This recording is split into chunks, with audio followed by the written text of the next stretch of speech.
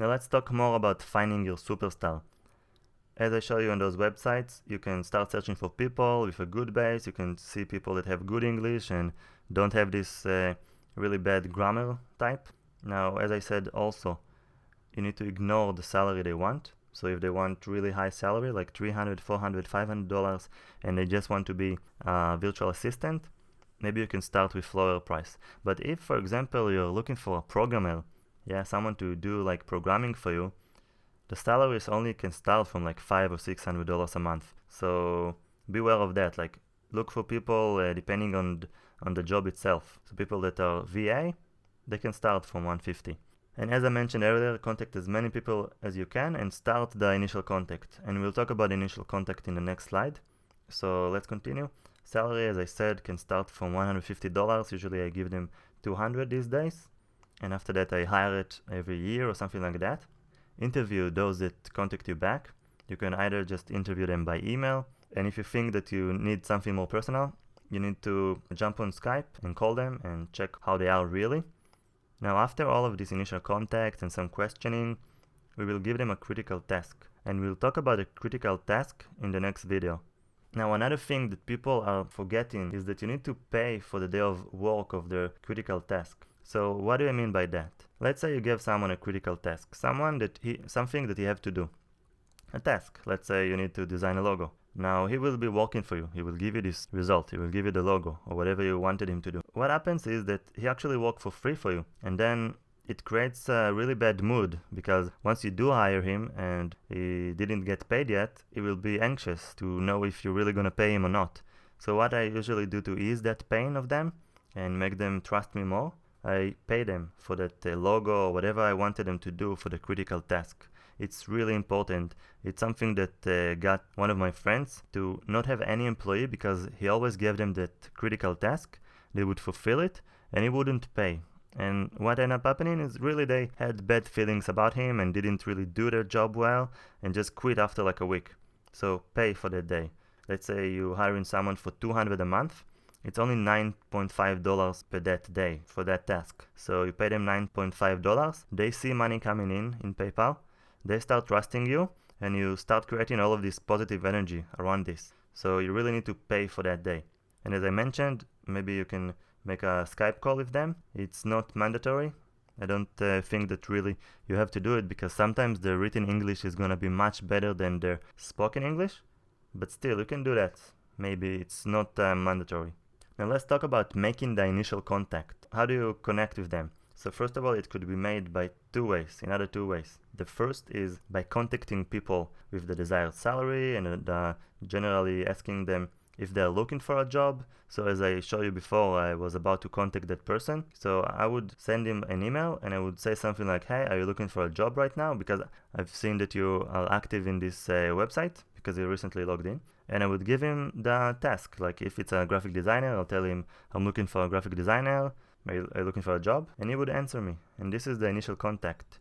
After that, I'll give you in the next slide what questions to ask. But first of all, you just need to ask them if they really need a job, because they logged into the website and you know that maybe they are looking. Maybe they're not. Maybe they just found a job and they go and logged into the website to just close their profile or something like that. The second way that you can do it is by posting an ad.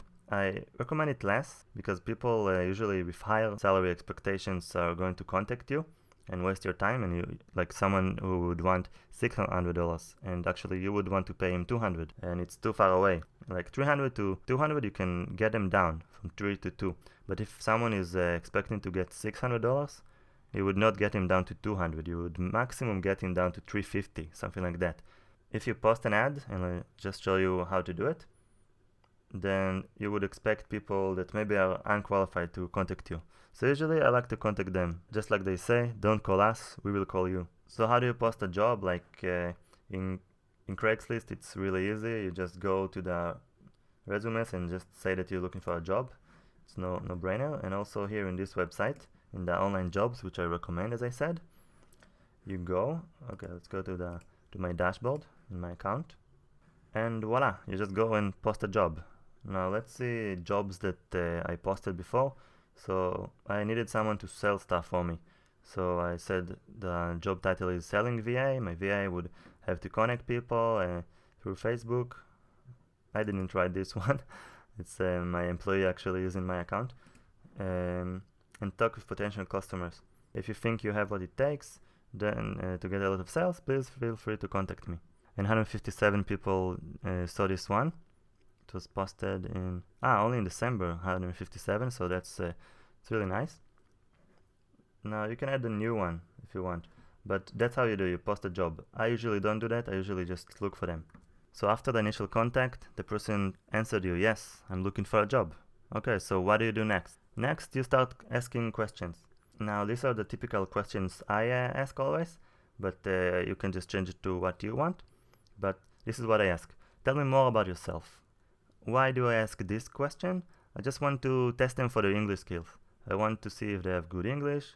I want to see that they really understand what I ask them, and maybe they will say something random out of the blue, so I'll say, okay, what do you mean by that? So I'm just looking to see how good they communicate, because maybe someone else wrote their profile. So remember I told you can go to the profile and check their English over there. Maybe it's a copy-paste. So I want to really see how they reply to me. Another question, did you have an online job before? Why is this question really important? Because I want to know if they have experience online. I want to know if they have any expectations, and like maybe someone was working for 5 years and he already passed the point that he had a salary of $200, $300. So I don't want to give him this kind of salary. I want to tell him, okay, so you're overqualified. Next. And now this is questions that you need to ask yourself. What are you looking for? But I'm usually looking for full-time employees.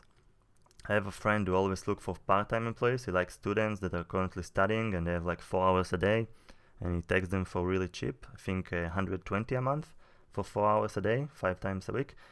Now I don't like to do that. I usually like to hire people full-time.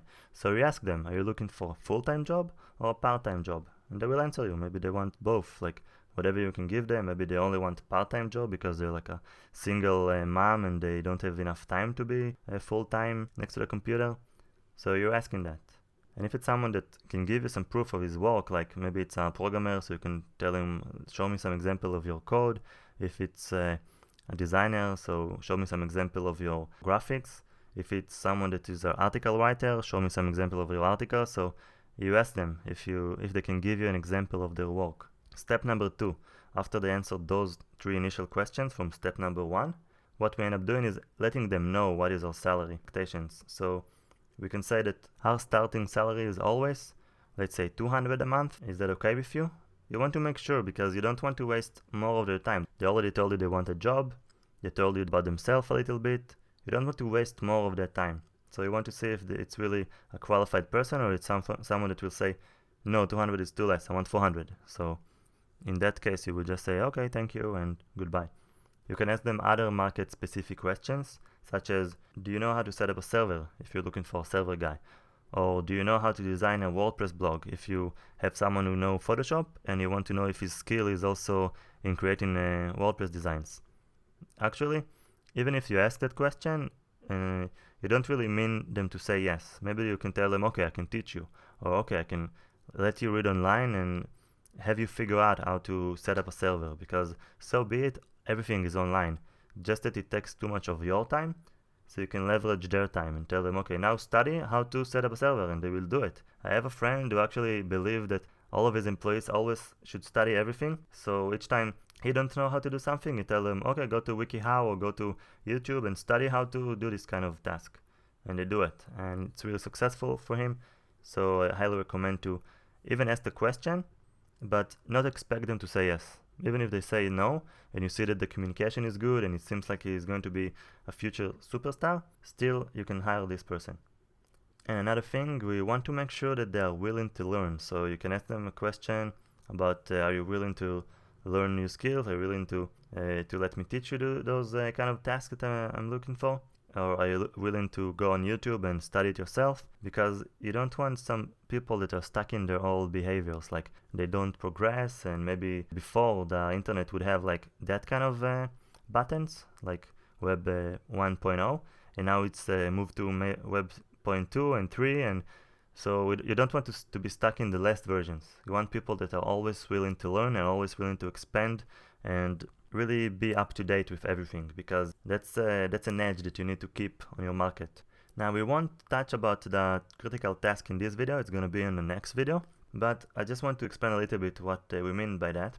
Now a critical task is something that you, after your second questioning, you tell them, okay, I'm going to give you a task, and that task might be too difficult, so they will have to contact you and ask you for more information. You want them to ask you, because many of the people that I've hired before, they would just disappear. Like, let's say they would work 2 weeks with me, and what would end up happening is that after 2 weeks, I would give them some task and they have no idea how to do it. Let's say it's a Web 3.0 kind of button, and I said, okay, make me this button, please. That person will just disappear, and I would not know why. And I would try to contact him, and he's not there, he's not answering me anymore, and he blocked me on Skype and everything. Like, that's really bad. Now, that's what end up happening if you don't give people the critical task. Because so be it, most of those employees are shy.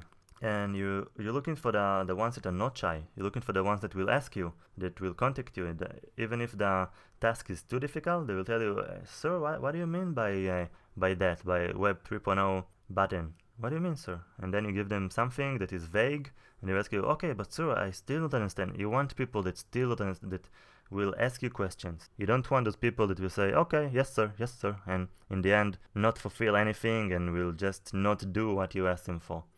So don't let them run away from you. Alright, I hope you enjoyed this video, and I'll see you in the next one.